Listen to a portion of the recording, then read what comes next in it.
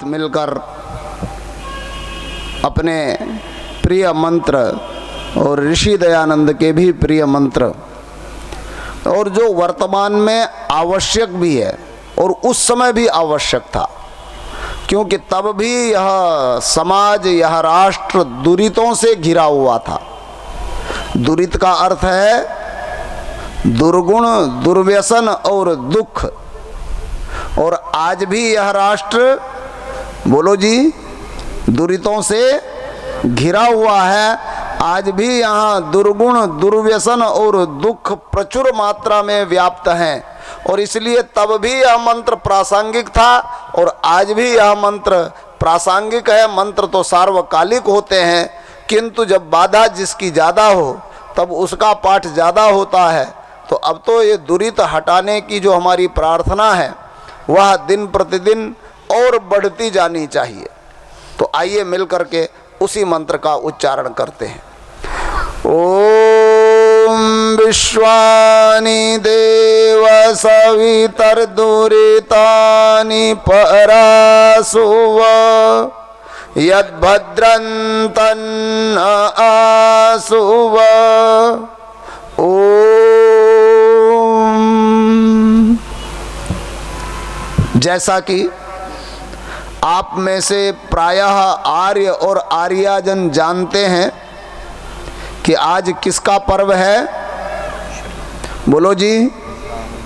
हाँ, अब मुख से कम ये शब्द तो उतर गया होगा कि आज रक्षाबंधन है। पहले क्या बोलते थे कि आज क्या है, रक्षाबंधन है। वास्तव में इस संपूर्ण देश में हम जितने जितने भाग में रहते हैं, हम जितने जितने क्षेत्र में रहते हैं, वहाँ की जो परंपराएं और जो सामाजिकता है, हम उसी के अनुसार सोचते हैं और उसी के अनुसार बोलते हैं और उसी को सनातन परंपरा समझते हैं। उसी को प्राचीन काल से चली आ रही परंपरा समझते हैं और उसी में हम भी तन से, मन से और धन से और अपने पूर्ण पुरुषार्थ से लग जाते हैं। और जब हम पूरे देश को देखते हैं, पूरे देश में अपनी प्राचीन परंपराओं को खोजने का प्रयास करते हैं, तो कुछ प्राचीन परंपराएं हिमालय में सुरक्षित मिलती हैं, कुछ इस मध्य देश में जहां मैदानी भाग है और पूरे आर्यावर्त की मुख्य भूमि है, कुछ यहाँ सुरक्षित मिलती हैं। कुछ परंपराएं जब हम दक्षिण की ओर जाते हैं तो दाक्षिणात्य प्रदेशों में सुरक्षित मिलती हैं। और क्योंकि मैं हिमालय के क्षेत्र में मैंने जन्म ग्रहण किया, इस मध्य क्षेत्र में भी रहा और फिर शिक्षा ग्रहण करने के लिए दक्षिण के सुदूर गोकर्ण कर्नाटक में गया समुद्र के तट पर, तो मैंने पाया कि दक्षिण भारत में लगभग 4-5 प्रांतों में रक्षाबंधन को लोग टीवी के माध्यम से जानते हैं और वहां रक्षाबंधन का कोई महत्व नहीं है। कोई जैसे यहाँ आज सारी सड़क पर मोटरसाइकिलें दौड़ रही हैं, कारें दौड़ रही हैं, बस आज ही रक्षा होनी है। अगर धागा नहीं बंधा तो रक्षा होने वाली नहीं है। ऐसे वहां नहीं है। क्यों नहीं है? क्योंकि वहां रक्षाबंधन शब्द से ज्यादा प्रचलित शब्द वही है जिसको आज आप अपने मुख पर बसा चुके हैं, और वो है श्रावणी उपाकर्म। हाँ, ये जरूर है कि ये श्रावणी उपाकर्म भी एक सीमित वर्ग तक सीमित है। जो जन्मना ब्राह्मण कुल में उत्पन्न हुए, जो वेद आदि शास्त्रों के पठन पाठन में लगे हैं, या जो उस वेदादि शास्त्रों को मानते हैं, पठन पाठन में नहीं भी हैं, आधुनिक क्षेत्र में हैं, लेकिन संध्या करते हैं, यज्ञोपवीत धारण करते हैं, कुछ परंपराओं को मानते हैं, कुछ को जानते हैं, तो मात्र वो थोड़े से लोग इस श्रावणी उपाकर्म को मनाते हैं और इसको कहते हैं कि यह तो किसका त्योहार है? बोलो जी, आपने भी पढ़ा होगा अपनी अपनी पाठ्य पुस्तकों में कि रक्षाबंधन किसका त्योहार है? ब्राह्मणों का। और विजयादशमी किसका त्योहार है? क्षत्रियों का। और दीपावली किसका त्योहार है? वैश्यों का। और होली किसका त्योहार है? शूद्रों का। अर्थात लोगों ने हमारे त्योहारों को भी बांट दिया। और जब हम इन त्योहारों के ठीक स्वरूप में जानने का प्रयास करते हैं तो हमें पता चलता है कि श्रावणी उपाकर्म स्वाध्याय का त्योहार है, विजयादशमी शस्त्र का त्योहार है। अच्छा ये बताओ, शस्त्र खाली क्षत्रियों को रखना चाहिए कि सबको रखना चाहिए? आवाज नहीं आ रही आप लोगों की, सभी लोग बोलो। 500 लोग हैं तो आवाज कैथल शहर में पहुंचनी चाहिए ना। बोलो जी, शस्त्र सबको रखना चाहिए कि किसी एक को? विद्या किसी एक को होनी चाहिए कि सबको उपलब्ध होनी चाहिए? बोलो, सबको। और फिर आ गई दीपावली, और इस दीपावली में किसकी पूजा करते हैं? लक्ष्मी की। और लक्ष्मी को क्या कहते हैं? धन। तो धन किसी एक को चाहिए कि सबको चाहिए? सबको चाहिए। और आज सारी दुनिया धन के पीछे लगी है, चाहे वो ईसाई हो, चाहे मुसलमान हो, चाहे हिंदू हो, चाहे मुसलमान के 74 फिरके हो, चाहे ईसाइयों के कई कई मानने वाले हो, प्रोटेस्टेंट है, कैथोलिक है, उनके भी विभाग हैं, उनके भीतर भी विभाग हैं। और चाहे वो हिंदू कहलाने वाला निरीह सनातन धर्मी हो, सबके सबको विद्या चाहिए, सबको धन चाहिए, सबको सुरक्षा चाहिए। तो जब सबको सब चाहिए तो किस महापुरुष ने, किस ऐसे लेखक ने ये लिख डाला और पाठ्य पुस्तकों में पाठ ही रख दिया कि ये ब्राह्मण का है, ये क्षत्रिय का है, ये वैश्य का है और ये शूद्र का है? पता चलता है इन सब को देख करके कि कैसे कैसे षड्यंत्र करके इस समाज को तोड़ा गया है, कैसे कैसे षड्यंत्र करके समाज को बांट दिया गया है। समाज को पर्वों के नाम पर, त्योहारों के नाम पर, यहां तक कि बांटते बांटते इतना बांट दिया कि आप अगर गांव में चले जाओ तो आपको शमशान घाट भी अलग अलग मिलेंगे। बोलो जी, मिलेंगे कि नहीं मिलेंगे? चौपालें अलग अलग मिलेंगी। चौपाल माने सामूहिक बैठने का स्थान, सबके बैठने का स्थान, लेकिन उसको भी बांट दिया। तो आज का जो दिन है ये विद्या को स्मरण करने का दिन है कि मनुष्य का सब सुख किसमें सन्निहित है। तो ऋषि दयानंद व्यवहार भानु पुस्तक में लिखते हैं, न विद्या विना सौख्यम नराणाम जायते ध्रुवम अतो धर्मार्थ मोक्षेभ्यो विद्याभ्यासम समाचरेत। इसका अर्थ है कि बिना विद्या के इस संसार में किसी को भी, विशेष करके मनुष्य जाति के ही लिए विद्या है और मनुष्य जाति के संदर्भ में ही बात कही है। और इसलिए कहा है नराणाम जायते ध्रुवम, मनुष्यों को किसी भी प्रकार से बिना विद्या के सुख की प्राप्ति नहीं हो सकती। आप कहोगे जी सुख का और विद्या का क्या संबंध है? बढ़िया रोटी मिल जाए, बढ़िया भोजन मिल जाए, बढ़िया दूध दही मिल जाए, बढ़िया खाना, बढ़िया पीना, बढ़िया रहना, बढ़िया, वो आजकल कहते हैं ना, बोले अपना सुधार करो, सब दुनिया अपने आप सुधर जाएगी। बोले किसी के सुधारने से कोई सुधरता नहीं है। बोले अच्छा खाओ, अच्छे रहो और किसी का बुरा मत करो, किसी का बुरा मत सोचो और आपका जीवन सफल हो जाएगा। तो क्या ये बिना विद्या के संभव है? बोलो जी। रोटी बनाने के लिए भी क्या चाहिए? बोलो, आज तो माताएं बहनें पर्याप्त संख्या में बैठी हैं, अच्छा लग रहा है। बोलो, रोटी बनाने के सीखने के लिए भी क्या चाहिए? विद्या चाहिए। नहीं तो बड़ी बड़ी पढ़ी लिखी महिलाएं या पुरुष जिन्होंने इंजीनियरिंग कर ली, बहुत विद्या पढ़ ली, उच्च शिक्षित हो गए, लेकिन जब घर से बाहर जाने का अवसर मिला तो रोटी के लाले पड़ गए। कहते हमें सब कुछ आता है। आप कहोगे जी 2 दिन का सत्र कर लो, कहेंगे हमें सब कुछ आता है। उनसे पूछो रोटी बनानी आती है? तो ऐसे मिलेंगे आपको जो सब कुछ जानने का दावा कर रहे हैं, लेकिन जैसे ही आप प्रश्न करोगे रोटी बनानी आती है, हाथ खड़े कर देंगे, बोले ना ये काम नहीं आता। उनसे पूछो अच्छा चलो कहीं अकेले फंस गए तो अपने लिए खिचड़ी बना लोगे? बोले नहीं नहीं नहीं, हमारे बस की बात नहीं है। अच्छा बताओ, इसके लिए विद्या चाहिए कि नहीं चाहिए? इसके लिए सीखना पड़ेगा कि नहीं सीखना पड़ेगा? सीखना पड़ता है कि नहीं पड़ता है? इसलिए कहा ना विद्या बिना सौख्यम, बिना विद्या के सुख नहीं मिल सकता।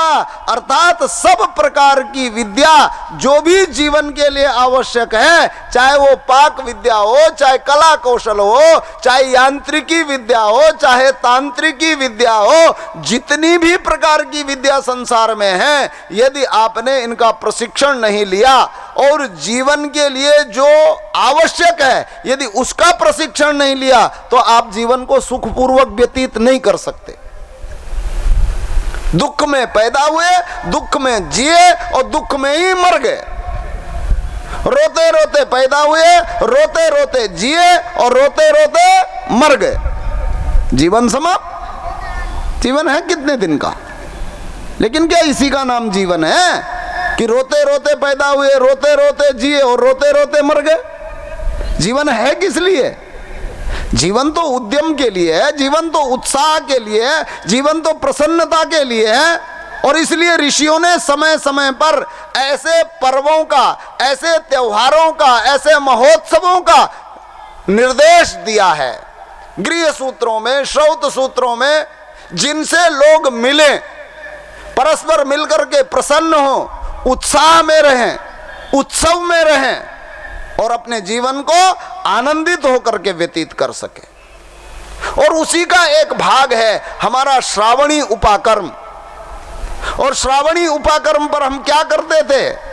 श्रावणी उपाकर्म पर जो विद्या पढ़ी है गुरुकुलों में, जो विद्या सीखी है, आज की भाषा में कहें तो द्विदिवसीय आर्य प्रशिक्षण सत्र, अर्थात लघु गुरुकुल में आपने जो विद्या सीखी है, जो विद्या पढ़ी है, जिसको आपने जाना है, आज उसकी आवृत्ति का समय है, आज उसको पुनः याद करने का समय है। और आज से लेकर के जब तक वर्षा ऋतु है तब तक उससे संबंधित जो सिलेबस, जो पाठ्यक्रम आपको दिया गया था, क्या दिया गया था आपको?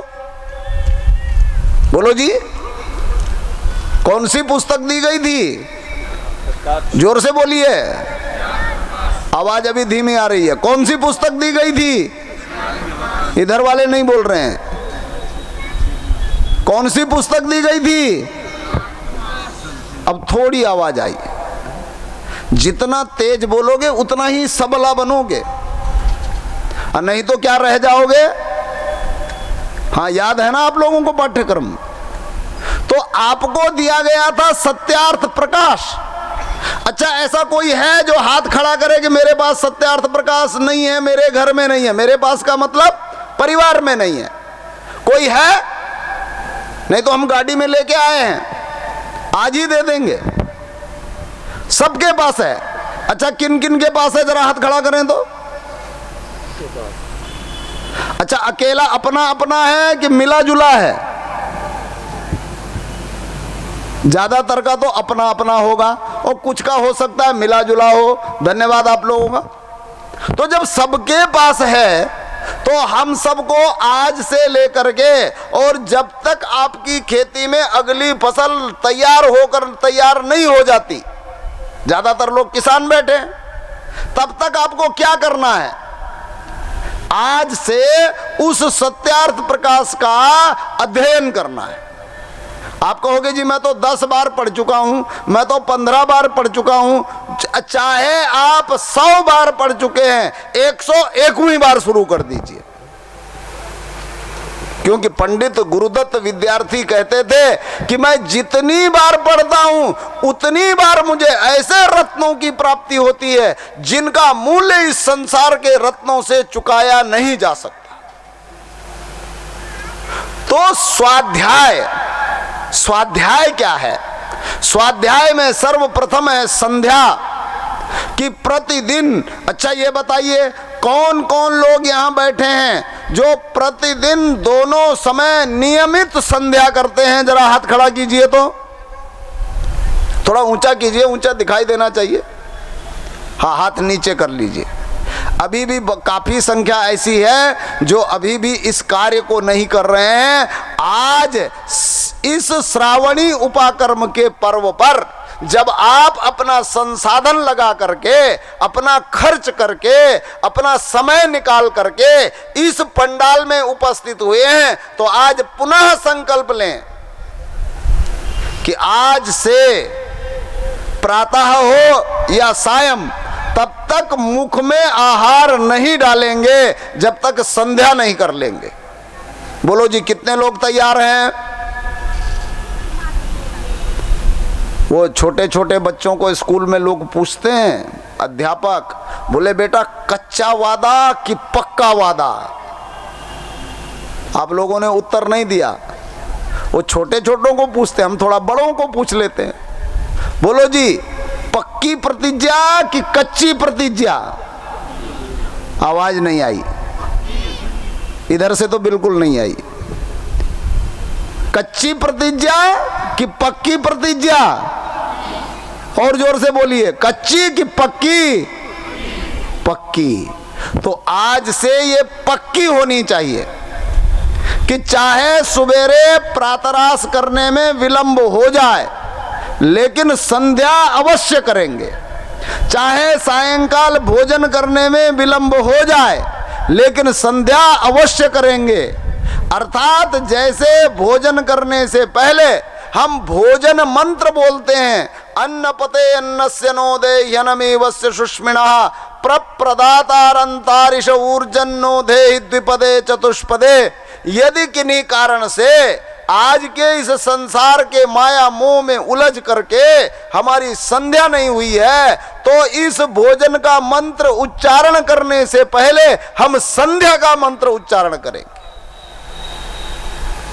वहीं बैठ करके कर लेंगे, जहां भोजन करना चाहे वहीं कर लें, थाली चाहे सामने रखी हो, लेकिन पहले संध्या करेंगे और तब भोजन करेंगे। तो आज का ये श्रावणी उपाकर्म क्या हो गया? सफल हो गया। बोलो जी तैयार हो? कौन कौन लोग तैयार हैं? जरा हाथ खड़ा करें तो। बहुत सुंदर, फोटो खींच लेना जी इनका और बीच बीच में भेजते रहना ग्रुप में, ताकि ये देखते रहें कि मेरा हाथ खड़ा था और अब नीचे नहीं होना चाहिए। और संध्या के बाद दूसरा स्वाध्याय है सत्यार्थ प्रकाश। अच्छा एक बात और बता दो, कितने लोग हैं जिन्होंने सत्यार्थ प्रकाश पूरा पढ़ लिया? हाथ खड़ा कीजिए, थोड़ा ऊपर कीजिए ताकि दिखाई दे। तो अभी भी गृह कार्य होमवर्क बाकी है। अच्छा ये बताओ, अपने बच्चों का आप लोग होमवर्क रोज करवाते हो या कभी कभी करवाते हो?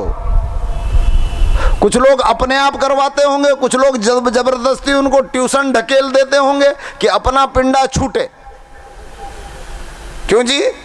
लेकिन होमवर्क तो करवाते हैं कि नहीं करवाते हैं? अच्छा रोज करवाते हैं कि कभी कभी करवाते हैं? तो अपना होमवर्क कब करेंगे? होमवर्क ही तो दिया गया था। कहां से दिया गया था?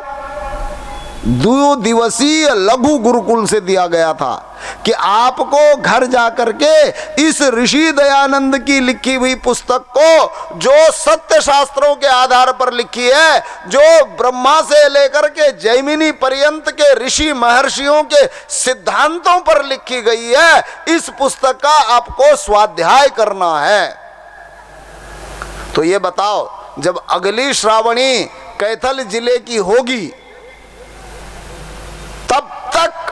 आपको अभियान इतनी तेज गति से चलाना है कि अगली श्रावणी पर एक भी हाथ ऐसा ना हो जो ये पूछने पर नीचे रह जाए कि आज तक सत्यार्थ प्रकाश पूरा नहीं हुआ।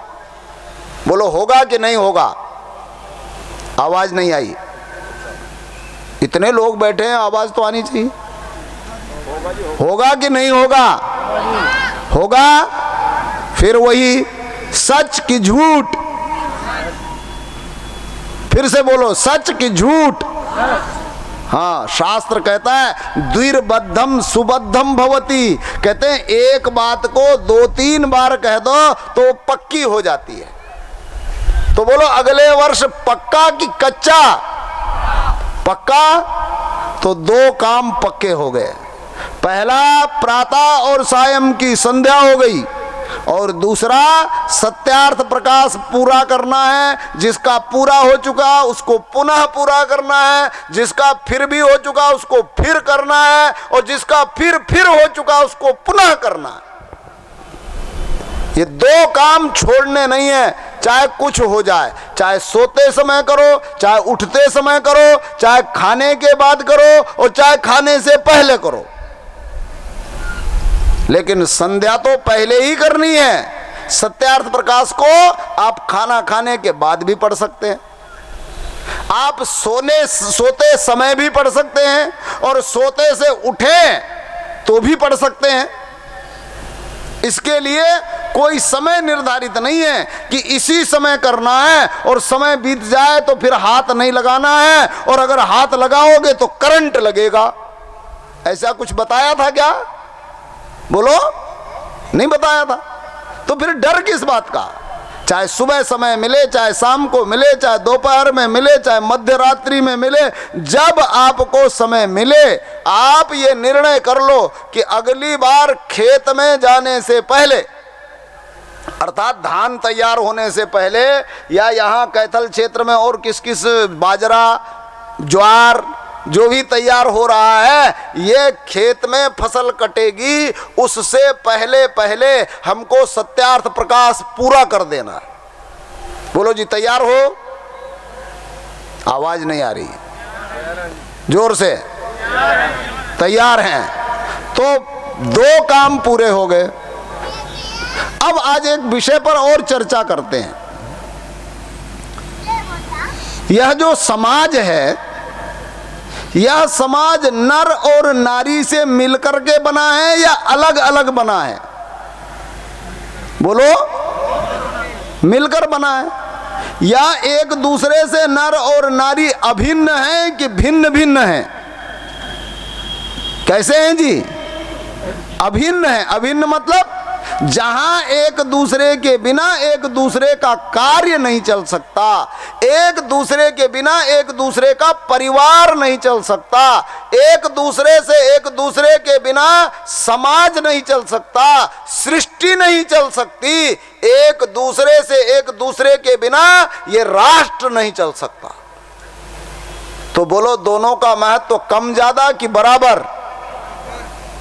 इस दृष्टि से देखा जाए, हो सकता है किन्हीं गुणों में कम ज्यादा हो, लेकिन इस दृष्टि से देखा जाए तो घर के लिए बराबर, परिवार के लिए बराबर, समाज के लिए बराबर, और राष्ट्र के लिए भी योगदान क्या है? बराबर है।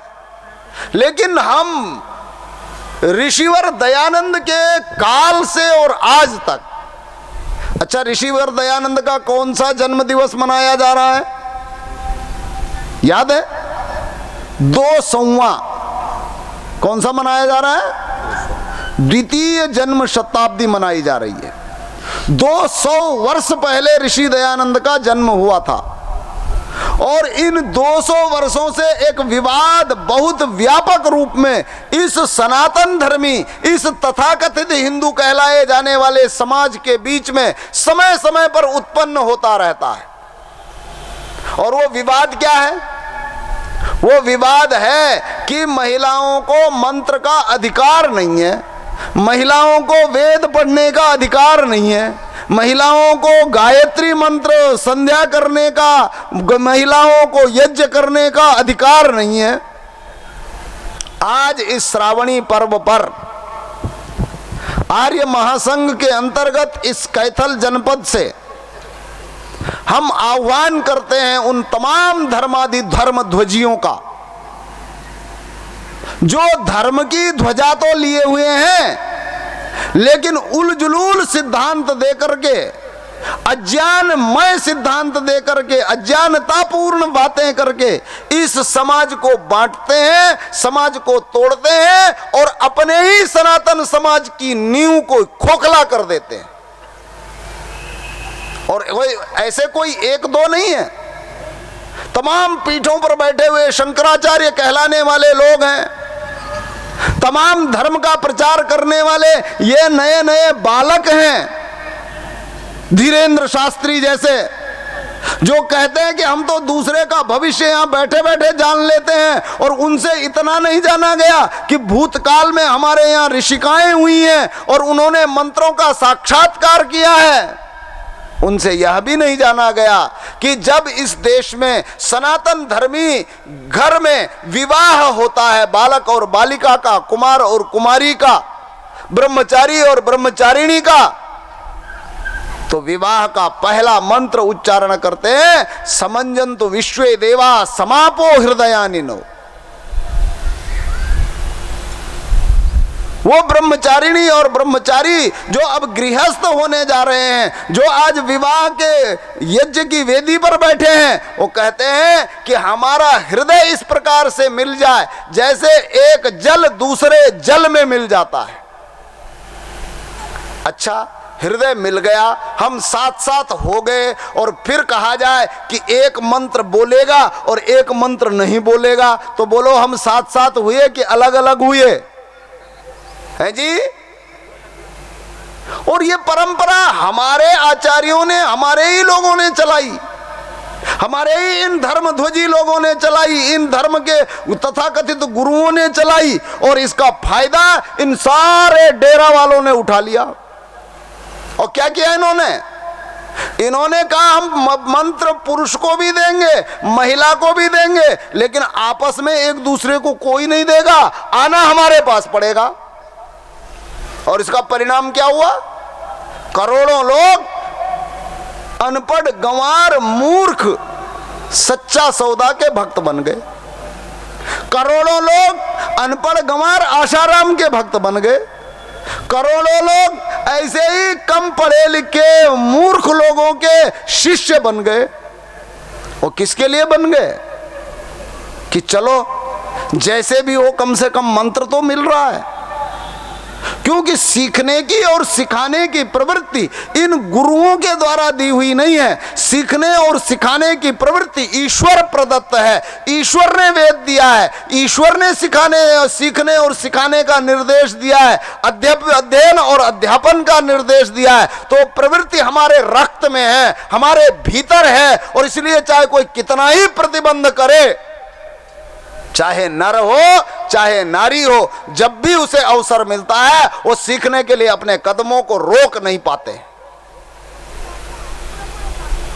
और इसलिए जो ऐसा कहते हैं उनको एक बार वेद का अध्ययन करना चाहिए कि यहां तो दोनों को मिलाने की बात है, दोनों के साथ चलने की बात है। और आगे इसी विवाह संस्कार में, पाणी ग्रहण संस्कार में वर कहता है, गृह्णामि ते सौभाग्यत्वाय हस्तम।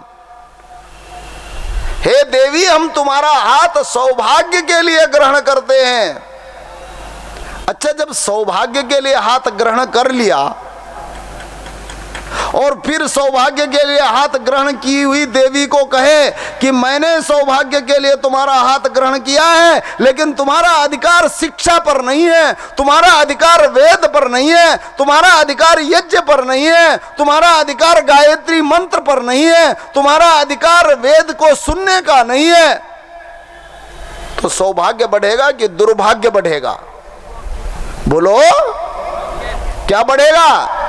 दुर्भाग्य। और यही दुर्भाग्य 1000 साल से हमको लील रहा है, यही दुर्भाग्य हमारा भविष्य चौपट कर रहा है, यही दुर्भाग्य हमारे बच्चों को ईसाई बना देता है, मुसलमान बना देता है, हमारी बेटियों का लव जिहाद चलता है, सिर्फ एक कारण से कि हमने उन्हें शिक्षा नहीं दी, हमने उन्हें शास्त्र नहीं पढ़ाया, हमने उन्हें वेद नहीं पढ़ाया, हमने उन्हें सत्य का सिद्धांत सिखाया नहीं, सुनाया नहीं, बताया नहीं।